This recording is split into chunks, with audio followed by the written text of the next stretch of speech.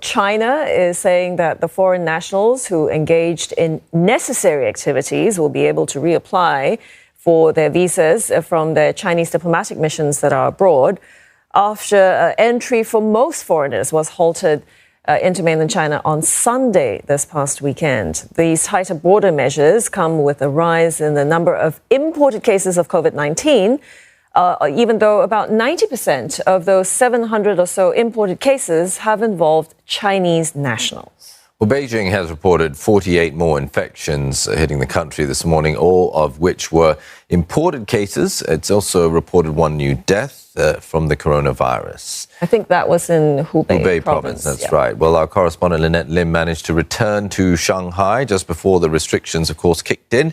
And she joins us now on the show. Linette, do you understand, of course, the journey back to China was not an easy one, but what was awaiting for you was probably even more difficult. And we're talking about the quarantine process. Tell us what it's been like. Well, Adam, it's been extremely strict but orderly. Upon arrival, we were given forms to fill that would, essentially undertaking saying that we would not leave our rooms, we would not see any visitors, and that we would submit twice daily temperature checks.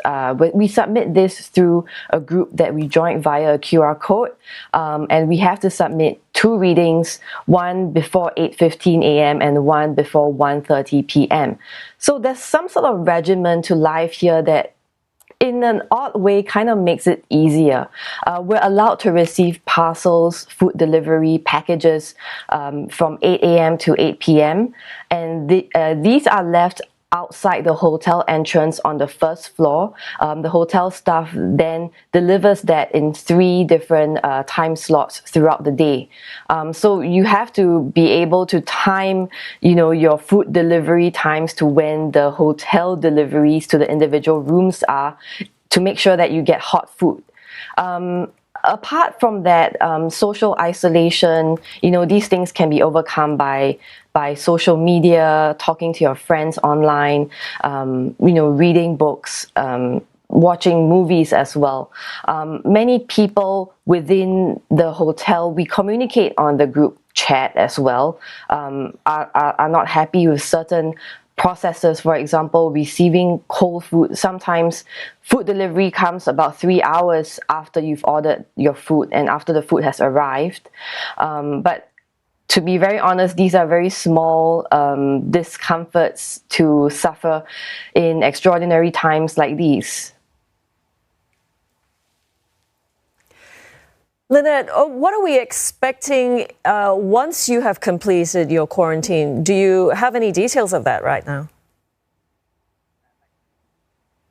Right. I'm currently on day 4 of my quarantine, and we have to serve a full 14 days.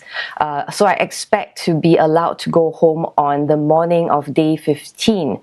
I'm not too sure exactly how the process will be, how orderly it will be, because at the moment, I hear that there are 200 people in this hotel, and it is quite obvious to me that the enforcement personnel, the medical personnel, there are doctors on site, as well as the hotel staff. They're extremely overwhelmed by all these arrivals coming in.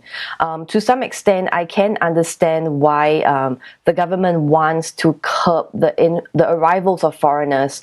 They are extremely stretched, even at the airport, at the borders, trying to process all the caseload, and it's extremely politically impossible to deny Chinese nationals from coming back home. So one way to kind of ease the caseload for the workers would be to temporarily suspend the entry of foreigners for now.